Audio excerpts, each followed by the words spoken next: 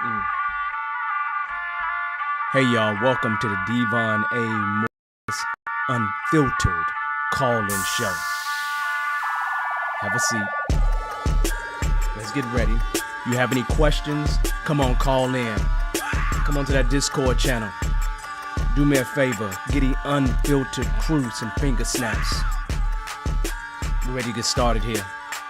Mondays, 8 p.m. Every single Monday, we're here. I'm excited about it. Are you? Let's get this show started, y'all. The greatest Scrum show on earth. I'll see y'all soon. Enjoy.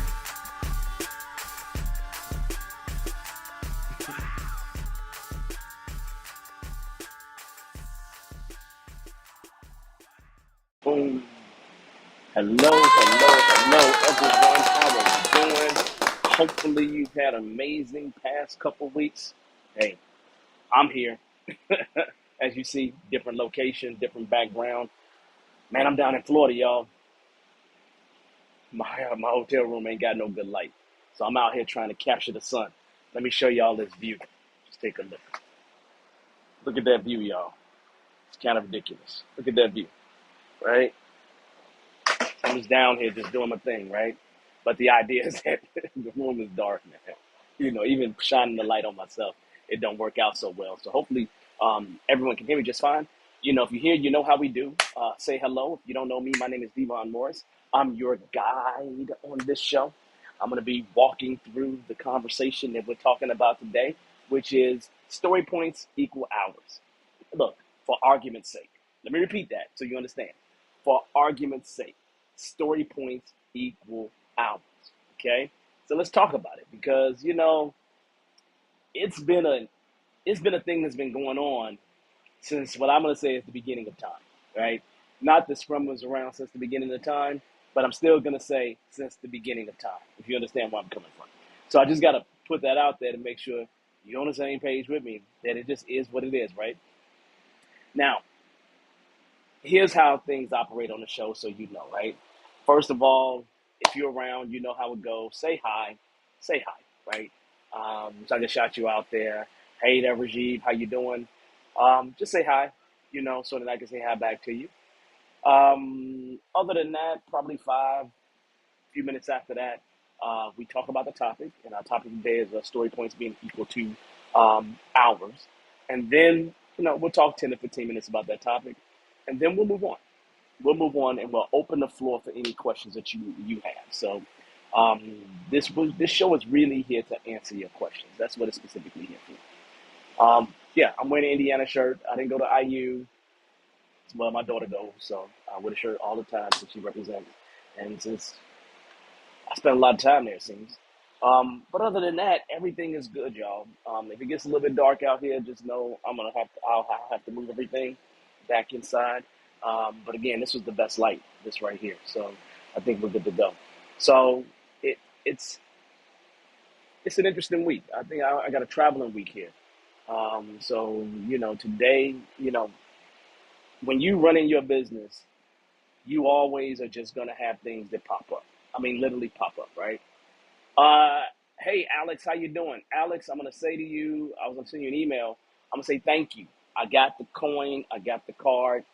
Man, I appreciate you, right? I appreciate you. Thank you, thank you, thank you. Those gratitudes are really, really important. So thank you, Alex. Really, really important.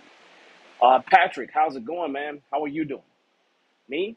I'm fine, man. I'm real good. I ain't got no complaints. That's crazy, right? Oh man. So, I'm just kind of doing what I do, right? But hopefully you're doing good, Patrick. Hopefully things are going well for you. Especially stuff you're trying to build upon. Everybody else, you get opportunity. Just make sure you say hi, okay? Um, I think we'll get into it before it gets too dark on me, right? I want to hit this real topic, right? I don't know. Yeah, that says watch your step. I'm over here just looking and like, what's in my background? And you can see the bedroom, at least the hotel that I'm at. So, again, different, but I know you can hear me because I see my volumes are doing all right there. So look, y'all, let's just jump into it, right? Um, it never, it literally has never failed me that since my involvement in Agile, really first company I really experienced it at was in 2007. Right, I've been around Scrum since 2005, right? And it's where they forced us to make sure that story points were equal to hours. And there were a lot of Agile coaches. I would say more than half of the Agile coaches that were in complete agreement. That's the way they guided the organization to move forward, right? Now, here's what I want you all to do me a favor of, right? Just do me a favor for this show. Most of you are probably of the opinion that story points are not equal to hours, but that's not what we're here to debate, right? Obviously, it continues to come up. Obviously, it hasn't died yet. So realistically, there are some justifications that people have for actually making story points equal to hours. And I want to make sure that we actually have some kind of a conversation about it, right? It's important for me to have this conversation with you because if you're going to have any thoughts that go against this story points equal to hours, you have to at least know the base or the ground that other people are arguing from, right? And if you understand that, it gives you more ammunition to probably at least get them to understand and see why it may or may not work. But we're not going to talk about the fact that it doesn't work. We're going to talk about the fact that probably the most teams out here make story points equal to hours. Probably most teams out here. So let's talk about that, right? So here's my question for you all that are here right now, okay? And I can see it's getting dark real quick, but I'm gonna do my best. Let me make this thing brighter, okay? That helps, right? So here's what I'm gonna ask you all to do. Everybody that's here, right? Can you give me the number one reason why there are teams that maybe you've been associated with or that you've seen, why they support making story points equal to hours. Okay? Again, I'm not saying for you to debate that it's right or wrong. I'm asking for you to just drop in the chat some of those reasons why teams gravitate towards story points being equal to hours. Okay? Now, I'm going to talk to you from my experience and the things that I've seen, and then we can just kind of go from there. Now, I would say to you, probably, and again, whether it's right or wrong is irrelevant to me, right? But probably one of the biggest reasons why I see teams make story points equal to hours because it makes story points a much easier and clearer form of communication relevant to effort and time. Does that make sense? So a lot of times, the teams that I've worked with, they have people that exist outside of the team that when they hear the story point, without any conversation, if it's equal to hours, then they can start to associate that with effort and time. Almost like saying, hey, each person on the team has 5 story points, right? Just from a pure effort perspective. Now, again, I see lots and lots of teams do this. There's nothing that is surprising to me whatsoever about teams doing it for that specific reason. It's easier to communicate and it's directly associated with effort and time. And so they look at it and immediately they can align that to something that most teams find to be very important. And that thing is capacity. Capacity, capacity. Now, understanding that capacity is how much time we got available to do something. But in this case, capacity would be how many story points do we actually have available this particular sprint or this period of time. Does that make sense? So if I know we got 50 points available, and I know that I got 10 people. Well, I know if I got 10 people, everybody can do five. I know I got 50 points available, right? So I know that's what I can commit to. And so now I can look at story points from purely an effort time comparison to capacity perspective. Does that make sense? And so it makes that alignment much easier, which again, can they do it? Yeah. Do teams find it useful? Absolutely, right? Especially when they're trying to communicate. And story points is such a nebulous thing, right? What is a story point? What is a story point? Where it's easy to say for us, one story point is equal to 8 hours. Okay, all right, great, great, great. So I know that means that if we got five story points, that's a 40-hour week. Boom, we got 1 week sprint. It all lines up. Does that make sense? And so probably the biggest reason why I see is that it's a comparison to capacity. It points toward effort and time. Okay. Now, I see Patrick here. He says, easy to calculate and use as a measurement as well. Again, I agree with that completely, right? Because by making it equal, 1 point is equal to 8 hours, or whatever the conversion is, it doesn't matter. It makes it so much easier to calculate, right? It makes it so much. If I know that we got a day off, I know that each one of our team members got 44 points available, right? Take a day away, I only got 32. Take 8 out of that, divide that. That's 4 points available for each team member.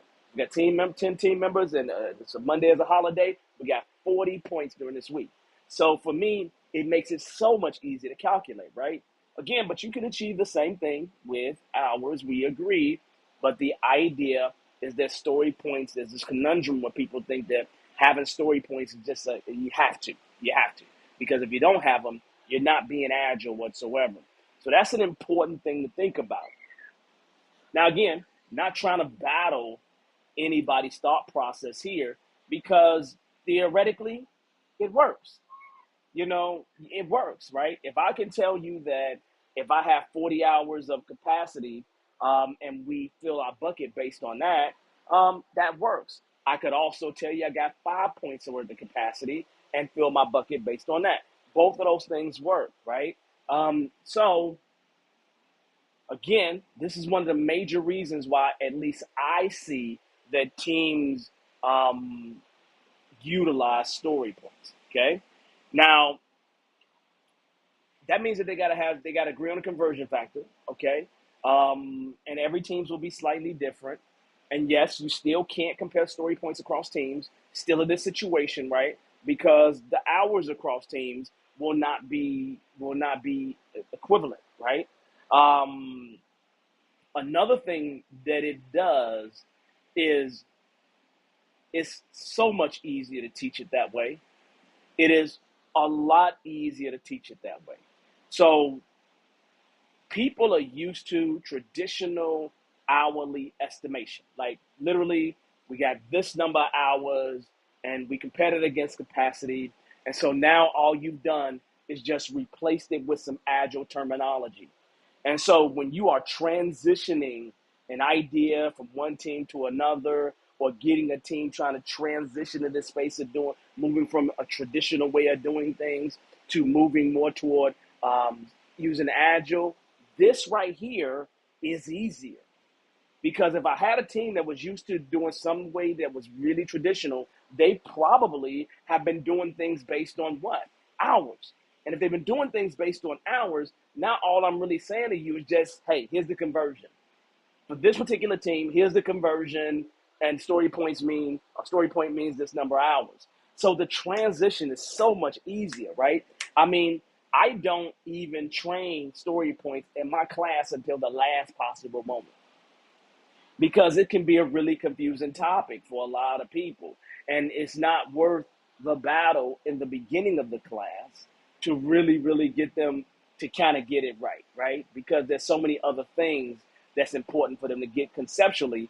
Getting story points isn't the number one thing they got to get right, right? So that transition, I believe, is extremely important. Another thing that's beneficial in terms of thinking about story points that I found across many, many teams is the organizational structure.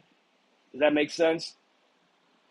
A lot of times, teams, many organizations, especially making transitions, they are having component-based teams, or they may have single function teams, or a hierarchy that expects metrics that are associated with the singular function, which normally turns into a slightly weird behavior. And it's not even weird to most people. It's quite normal, right? Where when they break down their epic, whatever that bigger item is that's not small enough to fit into a sprint, when they break that thing down, they, they start to break it down into how we're going to get the work done. They start to break it down into how we're going to get the work done, which means now you have these things that we would call stories, but they're really focused on a single function or a singular component, which means that the requirement is not being completed. It's activities within the requirement that are now being called user stories. It is so much easier for me, if I'm solely responsible for that story, to say, hey, that's going to take me 6 story points. That means I don't have to account for anybody. And if I got a person here that's doing the development, somebody's doing the testing, I know that I got 5 or 6 story points. They got 4 story points, total of 10 story points across the whole thing. Easy to calculate. Gives everybody an opportunity to give effort, and everybody is singularly accountable for what they are there to accomplish. Now, again, that may go against some of the things that we traditionally think about from an Agile perspective. But the truth of the matter is, how many teams, I mean, right now, how many of you all are working with a team where Story Points has a singular focus, a single person focus, and it's not team based? How many of you all are running into that situation? Do me a favor. If you run into that situation, just kind of give me an emoji of some kind. It doesn't matter. Just throw an emoji in the chat, right? Sad face, happy face, whatever you want to throw, right? Raising your hand, it doesn't matter. Throw me an emoji out there, right? Because here's the deal. It's hard making that transition. It's hard transitioning to the idea of it being team accountability versus individual accountability. That's a really hard transition to make. And if your organization is not structured to do that, and on top of that, if the organization still is kind of holding people individually accountable for metrics and all that other stuff, then guess what? We got a similar problem. We're going to continue to have that similar problem, because what else are they going to do, right? This is what teams get a little bit leery about helping other people, because then they're wasting their story points, right? But again, I can still hold an individual accountable if I need to. Does that make sense? If I need to, right? And a lot of times, this is just the case. And in some cultures, people still like to be told what to do. And it's easier to hold one person accountable for what it is that they need to do, because then that one person has to be successful or not. So it's just a different way of thinking about it, right? But again, that's an easier transition to make from a more traditional mindset, because in a traditional mindset, people are used to being individually accountable. So now I just made the transition to Agile, and guess what? I'm still individually accountable. Again, that's a mindset problem, but is it something that is reality that happens on lots of teams? I mean, just think about it. In the past 3 years, how many of you all have worked with an organization that has single function teams, right? Or have individual accountability? Like literally, individual accountability and metrics that drive that behavior. I mean, just state it in chat. Have you experienced that? If you have, tell me, right? Because I still experience it to this very day. I would say that most organizations I run into, part of the reason why they're bringing me in is because that is the problem. They need to go through a rehabilitation process, right? And I'm there to help them with their Agile rehab. If that makes any sense, you know what I'm saying? That needs to be what it is. That's a strong that statement there. That's a strong thought. And I want you to just think about that, right? Because that's a cultural shift. Those are norms and behaviors that you will have to deal with inside of that organization. And if you don't successfully deal with those norms and behavioral problems that exist inside of the organization, you're probably not going to do, you're probably not going to help them make much of a change. You're probably not going to be able to do it, right? Now, here's another thing, right? That, I think is something I classically see. Forecasting that's going to be accounted for outside of this one team right here, right? So again, your forecasting is going beyond this one team. I find teams like to lean more toward story points that equal to hours in that situation, right? Because it makes it easy for them to really forecast better because again they have that hour equivalence, right? They have that hour equivalence, right? And so it is what it is, right? Could you forecast with story points being done the way that they were meant to be done? Yeah, you can forecast with story points being connected to hours because you can forecast with hours, right? And so you can forecast and be really, really right, really right to some degree, right? Within the same error wrong that you've always been before. So, okay, but that's just the way that it is. But there's absolutely nothing shocking or surprising about that to me. Nothing. I'm really used to seeing that, right? And I think that most of you all are as well. I see Patrick says here, but quite flawed, right? It is never truly equivalent to the time because experience and skills change the amount of time per person. I agree with you. Right? And that's the reason why forecasting and comparisons outside of the team can be a little bit difficult, right? Especially when you have higher ups that are trying to compare across teams, right? Is when it becomes a real problem. So I completely agree with what you're talking about here, Patrick. So I'm on that same exact page with you, right? Let's see what else. I think I think that's fundamentally it. I think that's enough. What do you all think? Tell me, did I miss something? What did I miss? Outside of historically, this is what people were used to doing. Um, and again, I'm not saying anybody's wrong here for doing it. I'm not trying to say that. This is not what this talk is about, right? Um, I don't want it to be about that because it's not about going against it. I really do believe that if you understand these arguments as an agile coach who does it either that way or you want the team to do it the way it was meant to be done, then guess what? This helps you to build a better argument. This helps you to help them make that transition because you literally have to get them past that need, that, feeling of having that safety net of, hey, I'm comfortable understanding what each individual needs to do. I'm more comfortable with this being something like what ours was to me before. You have to make sure that you help them make that transition. Does that make sense? And that's on you to do that, right? That's on you, right? But understanding these arguments is what I tend to utilize to help people who don't quite get it make the transition. I utilize their arguments against them, right?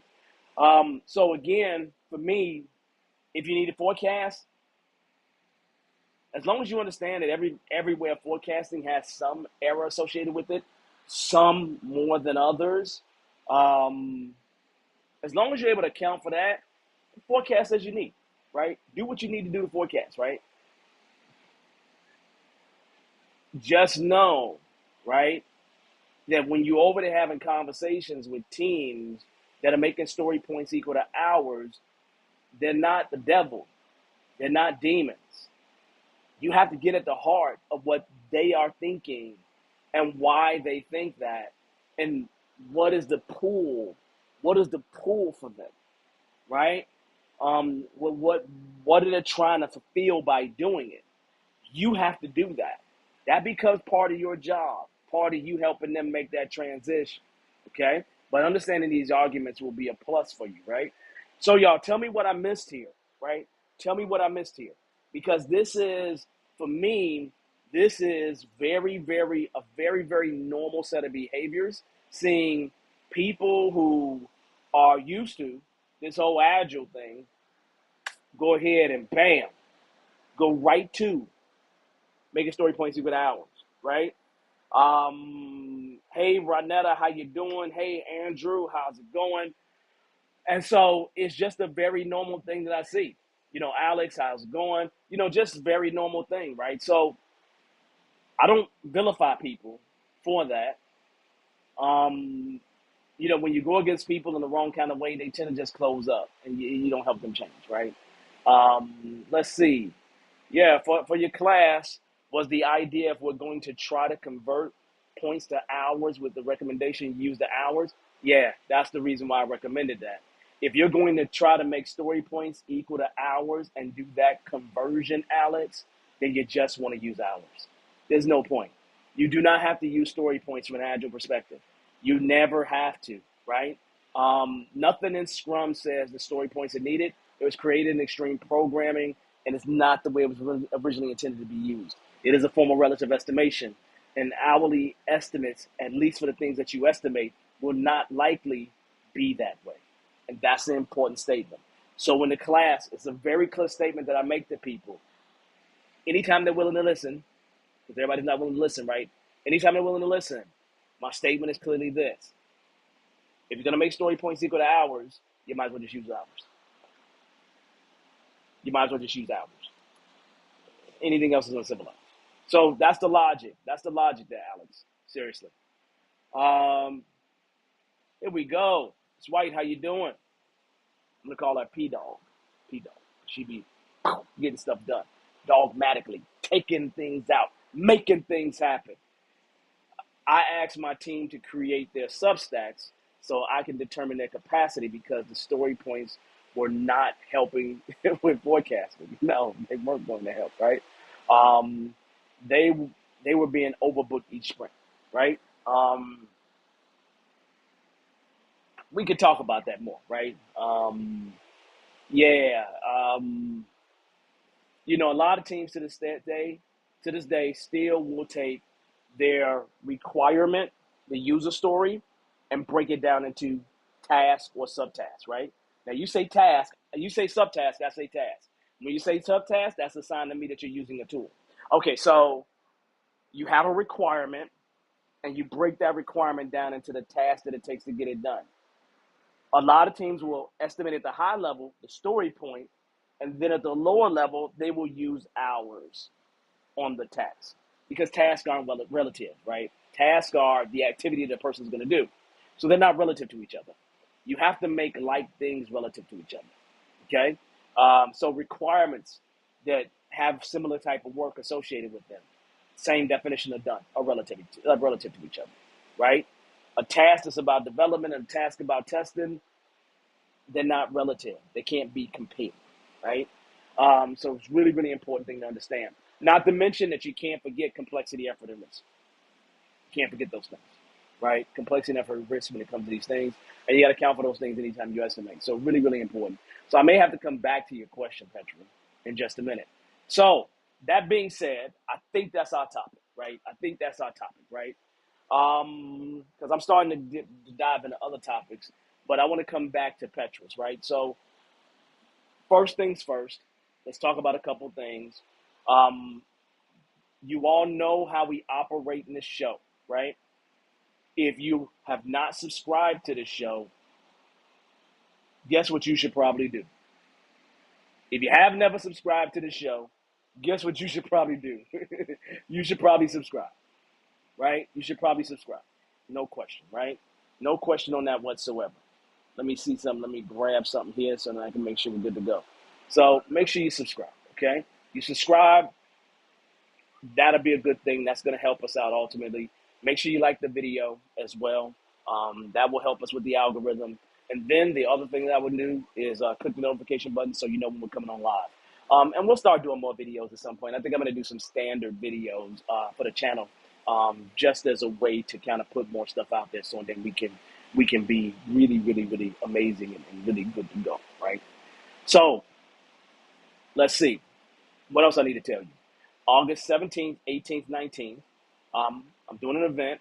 I'm going to start advertising this event this upcoming weekend to everybody outside of Bearded Eagle and this family right here, this show. And it's called the Bankable Breakthrough. And it is what we're turning your passion into profit, right?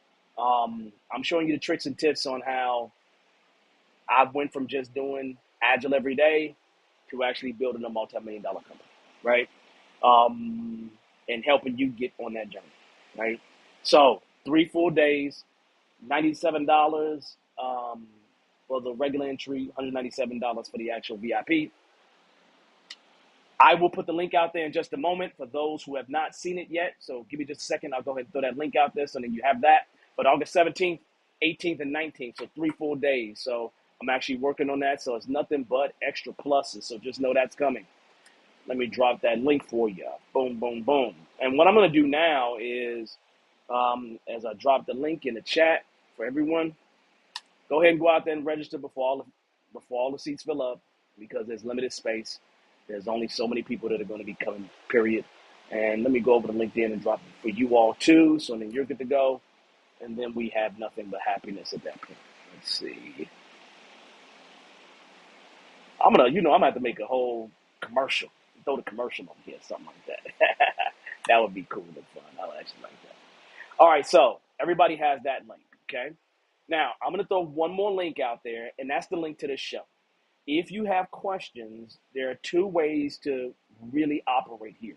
We're primarily here to answer your questions. That's what this show is all about. I began this show for Bearded Eagle alumni initially, and then we opened it up to everybody.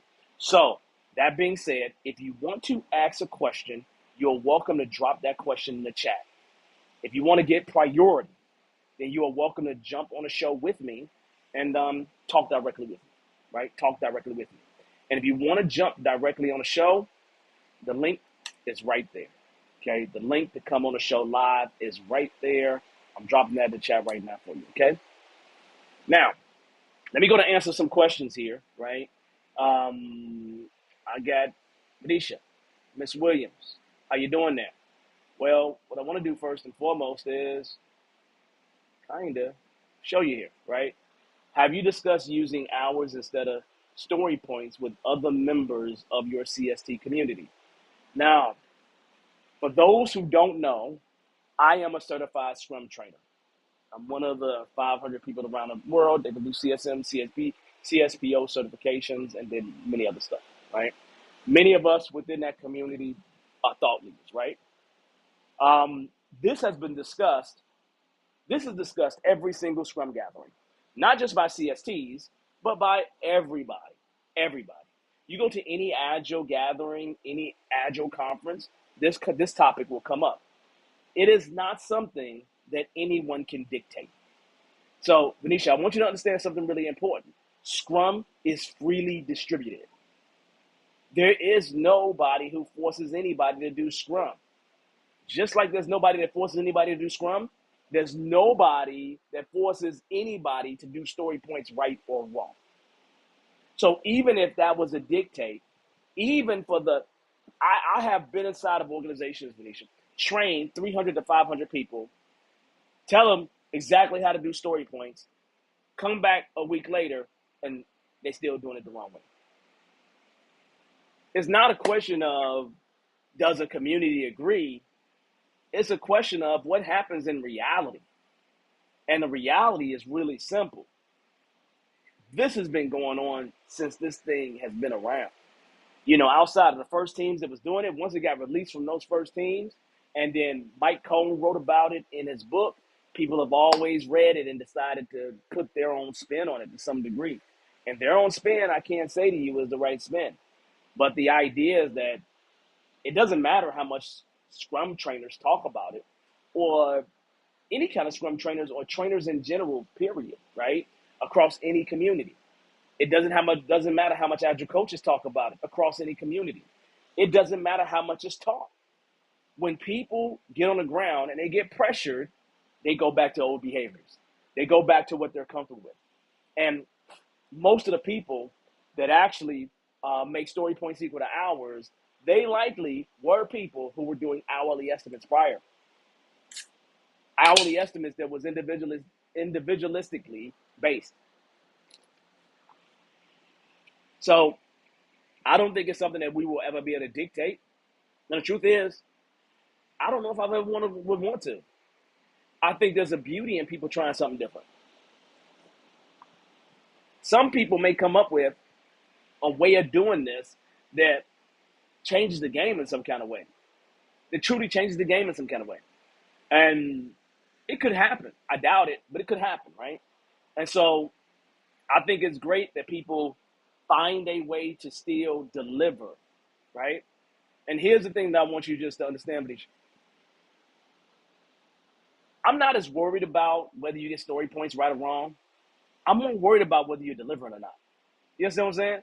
Most of your executives, most of the people working with you, they don't care about story points. They only use the story points to try to hold people accountable to delivering. That's it. They're using story points to hold people accountable to delivering.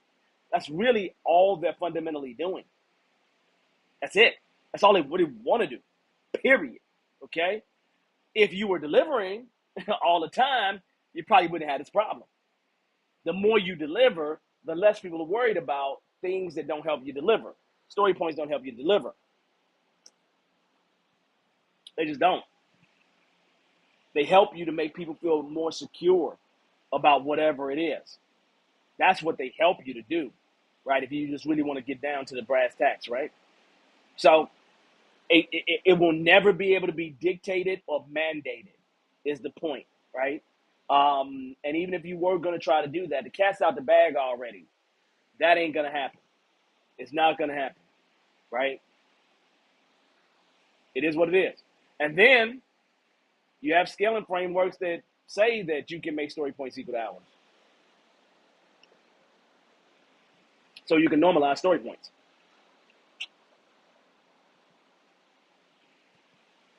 So it depends on who you want to listen to. A lot of times, that's the case. So anyway, that just is what it is. That's a good question, Benicia. Thank you. I want to get back to this question here about task and subtask and all this other stuff, right?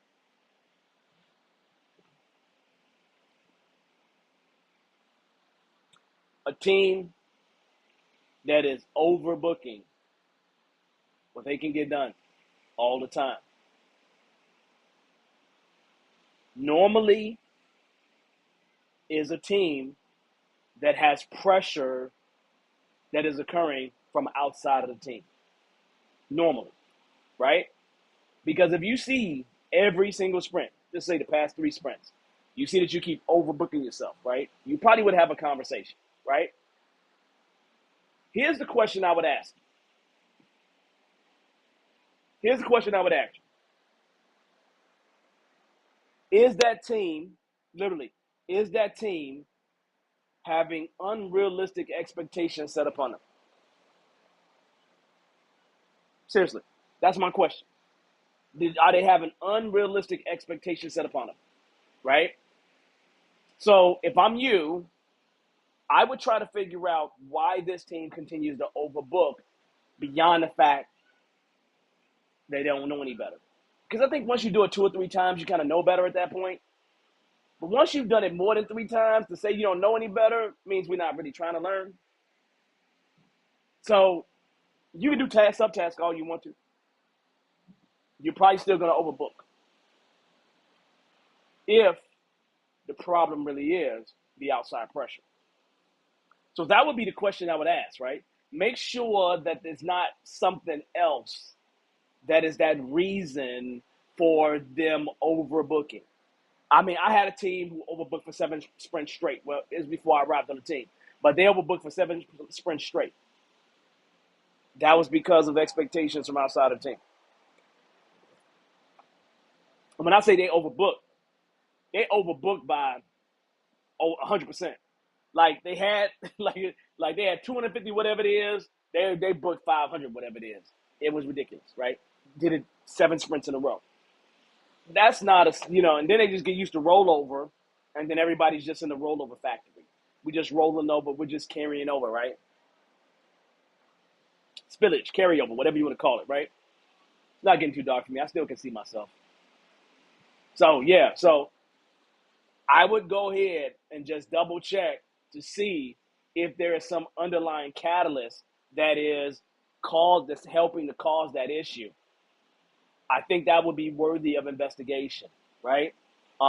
Because a team that does that 2 or 3 times, if they are a team that's willing to learn and trying to grow, then I would definitely kind of lean in that direction.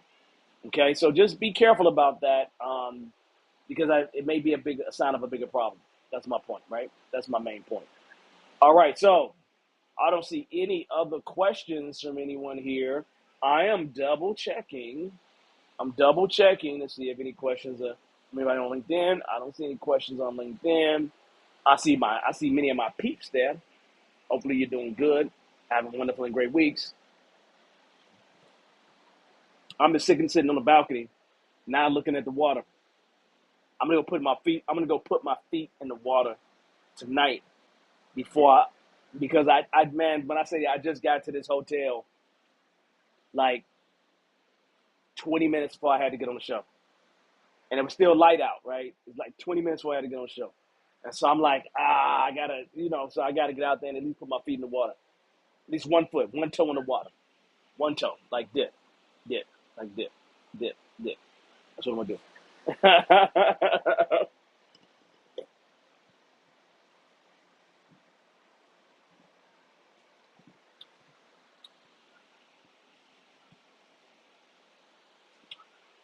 That's good. Okay, so there's new types of work. Okay, so I think a good way to deal with it is to do as you say subtasks, right? Um, because subtasks will help them better learn how to do that work, right?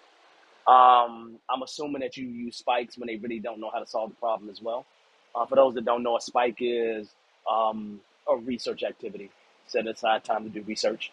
Um, so no, I think you're approaching it fine. Then I think you're approaching it fine. I think you're approaching it just fine. Exactly fine. That definitely subtasks will help because that helps to give them an understanding. Task. I would like to say your subtask, but tasks will help. Subtasks will help. Okay. Um, just see, just make sure you see how it helps over time and be vigilant about it. Right. Let's see, Alex, with team's velocity, now she already sees that there's a problem, and what she has is a team that keeps overbooking. They keep overbooking because they don't understand the work. So it's almost like what she's saying is, I have a team that is solving a new math problem every day. Like it's math problem that they've never seen before, right? And they're solving a new math problem every day. And it's just taking them longer to figure out how to solve the math problem. So that's really what she's talking about, right? So whatever the velocity is that her team has, um, it doesn't get at the fact that they didn't get some things done is the problem.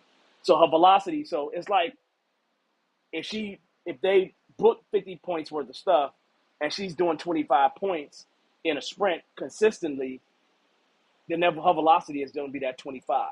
You don't see the work that's not done. So velocity doesn't give a true sense of things that could be going wrong. And so it wouldn't necessarily help her out. So, no, that's cool. All right, then. You got a smiley face there. That's good. All right, watch that water, bro. Yeah, man. Hey, man. Alligators showing up at the mall. Yeah, that's crazy. That's crazy. They shopping. They shopping, man. All right, so yes, it has helped with understanding the work involved. Yeah,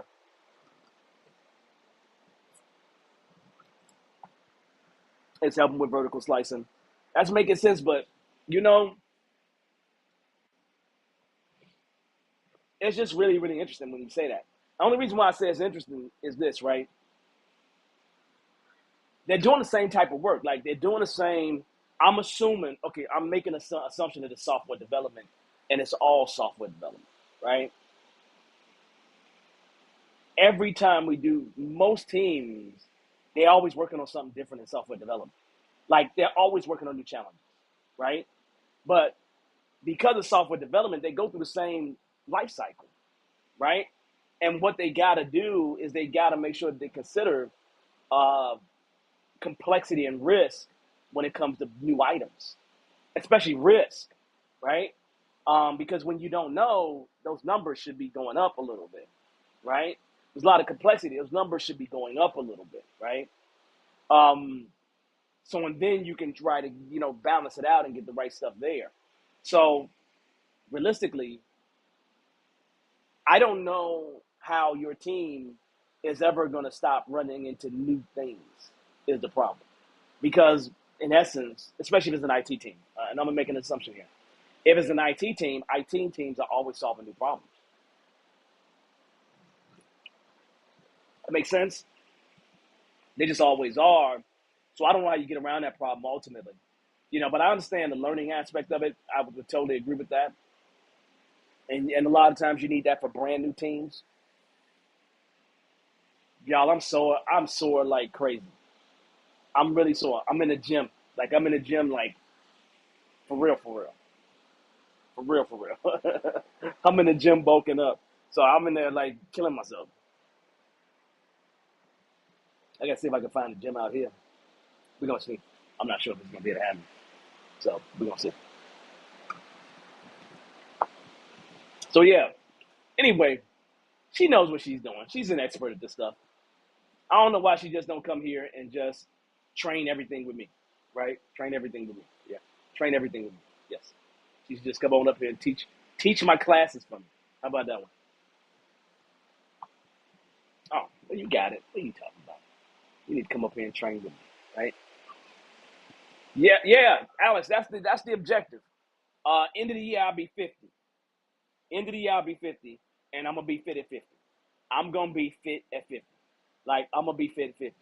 I'm gonna try to be the grandpa that pulls his shirt up, and then you see the six pack.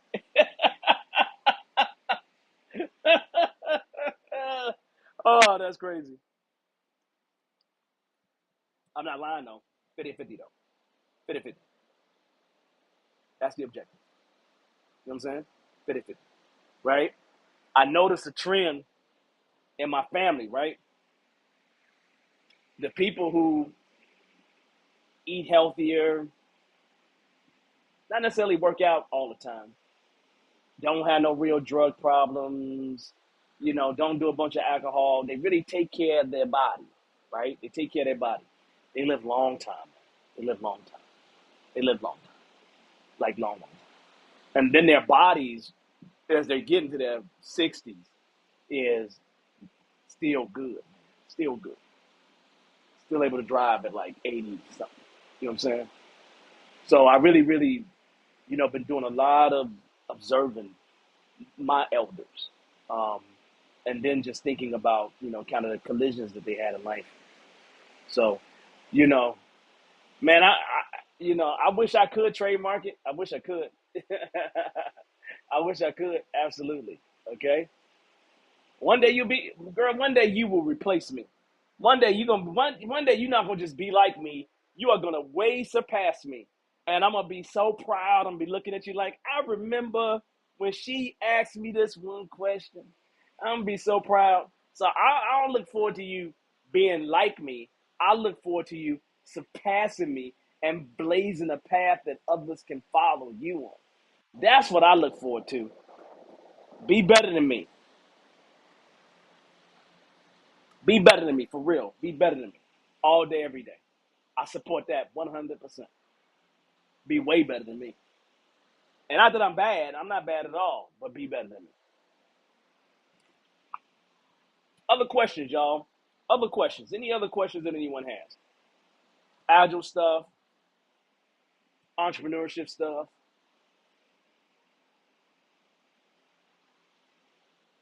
I'm drinking my little Fit Aid. like 40 calories. I need something, man. I'm still going, even though Patrick said that there's alligators out here, I'm still gonna go out there. you know, I remember back in the day. I had an internship at Disney, right? Um, and I had my aunt just she just gave me my cousins and my brother just gave me, you got them for the weekend, she gave me money to take them to Disney and everything else, and then I had to take them back home, man, a 4 hour drive from Orlando down to Miami, right? And we had to go through Alligator Alley. I don't even remember where it's at, but all I know, I was scared beyond belief because I'm from Chicago, man. I have never really outside of like an alligator, like over behind some fence someplace. I ain't never seen an alligator or crocodile. Not no real life, right? So I definitely don't want my car to stop on Alligator Alley and them to eat me. I do not want crocodiles making Devon bags. I don't Devon bags. No, I do not want crocodiles turning my skin into their dang on shoes. I don't want that to happen. So I don't have time for that. That is so stupid. Oh man. Hey, you deserve it. You're out there doing great work. Make it happen. That's what I would say. And all that good work that you're doing, it turns into your stories, right? The only reason why I'm able to tell you the stories that I'm able to tell you is based on experiences I've had. That's it. It's purely based on the experiences I've had. I mean, and I've had so many experiences when I come here and I do this show, or even I have a class, anytime I interact with any of you all you do is just remind me about experiences that I done forgot about. Oh, I remember when that happened, right? Oh, I remember because I'm just, when I was in organizations, especially early on, I was one of the few agile coaches, and so it was like give him all the hardest stuff. Give him all the hardest stuff, And so I learned so much stuff in them giving me the hardest stuff. So they would always put me on the hardest thing in the building. In most organizations I was in my first, 5, 7 years in Agile, and I just loved it, man. I just sucked it up, right? Give me a chance to run a ton of experiments. So I'm good with that. So yeah, get your stories. It's one of the reasons why I didn't want to become a certified Scrum trainer in 2007. I had the opportunity to become one, and I was against it because I didn't have enough stories. I really didn't, and I was really intimidated. I was really really intimidated. Right? It wasn't even it was I was just intimidated. I was just truly intimidated. Right? And so yeah, Alex, I'm gonna wear that shirt. I think the shirt would keep me safe. I really do. And Patrick, I appreciate you. Hopefully, I'm a little bit needed. I'm gonna try to stick around as long as I can. Make this thing called life work. Hey man, let me tell you something. It's really hard. I went home. I had the sweetest bed at home. I got such a good sleep when I went home. It was amazing. I got such good sleep when I went home. It was ridiculous, right? And then I had to leave. Man, it's crazy, But hey, it's what you do. It's what you do, and I love what I do, because I get to meet a lot of different people. I'm in Florida right now, you know. I get some stuff done. I'll be in like 3 places this week, so it's cool. But I'm not getting back to the grind that I was doing before. I'm definitely not doing that, because that grind was like 95% of the time on the road. I don't want to do that anymore. Yeah. All right, y'all. Anything else on y'all mind? Any other questions before we go ahead and check out for the evening? So I can go put my feet in the water, at least 1 foot in the water.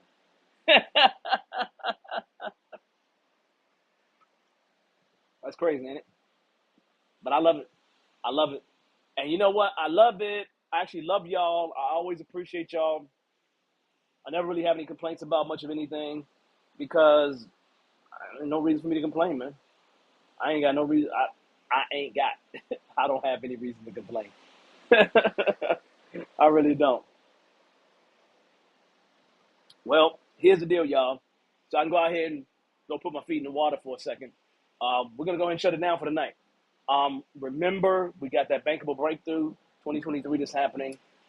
You will start seeing more and more information about that as I start pushing it.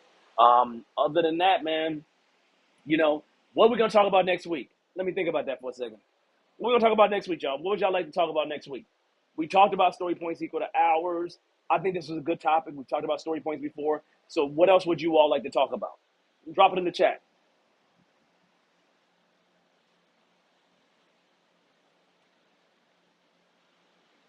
Yeah, I'm full of topics. I can always find something to talk about. But what did y'all want to know? So we can focus the 15 minutes, right? And maybe the rest of the show. I'm real happy that I'm able to be out here and the actual screen is giving me enough light for you to actually see me. Because it's dark out there. It's really dark, but it was nice backdrop though. I like it. All right, y'all. I think we're pretty solid. So then I'm gonna say to you all, I really, really appreciate y'all. And as Venetia say, we're done. Yes, we're done for the evening. So look, hey y'all, coming all the way from Florida. Look, I'm checking out. This has been a great show. We're gonna keep doing this every Monday, 8 p.m. Central Time is what we keep doing. So, unless there's a holiday, I got to stop trying to do it on holidays because I be trying to torture y'all. Because I be trying to go. But on that note, look, y'all, it's been a pleasure. I appreciate every single one of y'all. Look, make it an amazing week. Make it an amazing week. Okay? Other than that, hey, peace, y'all. I'll see y'all next week. Y'all have a good one. Bye-bye.